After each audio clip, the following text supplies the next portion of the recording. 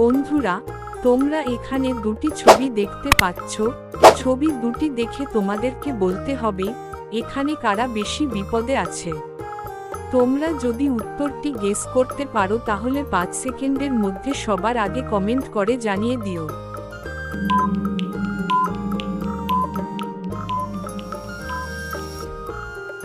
বন্ধুরা, আশা করি উত্তরটি কি হবে তা তোমরা বুঝে গেছো।